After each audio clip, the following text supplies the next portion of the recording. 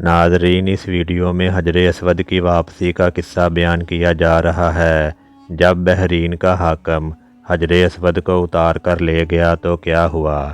حجر اسود اور عام پتھر میں کیا فرق ہے؟ جانیے اس ویڈیو میں، اور چینل کو بھی سبسکرائب کر دیں۔ ذی الحجہ سن 317 ہجری کو بحرین کے حاکم ابو طاہر سلیمان کرامتی نے مکہ معظمہ پر قبضہ کر لیا۔ خوف و ہراس کا یہ عالم تھا کہ اس سال حج بیت اللہ نہ ہو سکا اور کوئی بھی شخص عرفات نہ جا سکا۔ یہ اسلام میں پہلا ایسا موقع تھا کہ حج بیت اللہ موقوف ہو گیا۔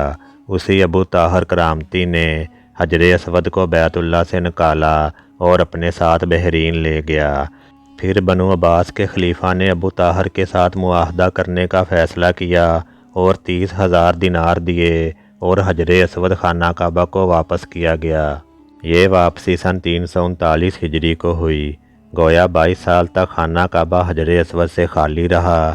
جب فیصلہ ہوا کہ حجر اسود کو واپس کیا جائے گا تو اس سلسلے میں خلیفہ وقت نے ایک بڑے عالم محدث عبداللہ کو حجر اسود کی وصولی کے لیے ایک وفد کے ساتھ بحرین بھجوایا۔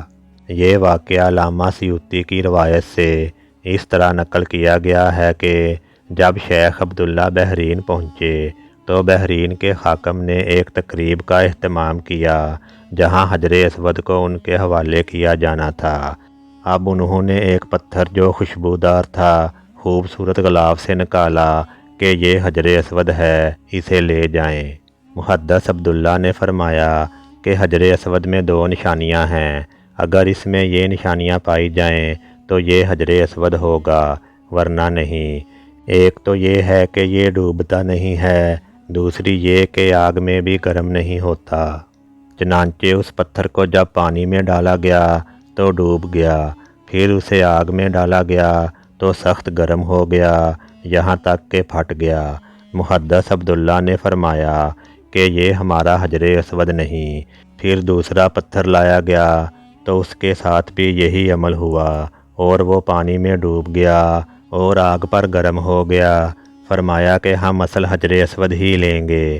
پھر اصل حجر اسود لایا گیا، وہ آگ میں ڈالا گیا تو ٹھنڈا نکلا، اور پھر پانی میں ڈالا گیا تو پھول کی طرح پانی کے اوپر تیرنے لگا۔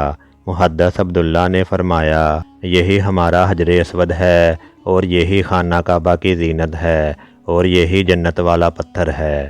اس وقت ابو طاہر کرامتی نے تعجب کیا اور پوچھا کہ یہ باتیں آپ کو کہاں سے ملی ہیں؟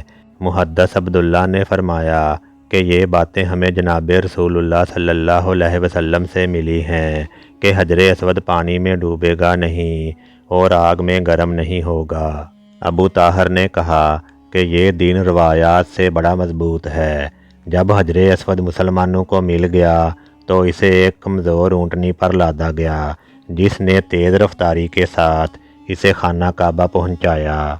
اس اونٹنی میں زبردست قوت آ گئی، اس لیے کہ حجر اسود اپنے مرکز بیت اللہ کی طرف جا رہا تھا۔ لیکن جب اسے خانہ کعبہ سے نکالا گیا اور بحرین لے جا رہے تھے تو جس اونٹ پر لادا جاتا وہ مر جاتا، حتیٰ کہ بحرین پہنچنے تک 40 اونٹ اس کے نیچے مر گئے۔ ویڈیو اچھی لگی ہو تو اسے لائک اور شیئر کر دیں، اور اس طرح کی مزید ویڈیوز دیکھنے کے لیے اس چینل کو سبسکرائب کر دیں اور بیل آئیکن کو دبا دیں۔ شکریہ۔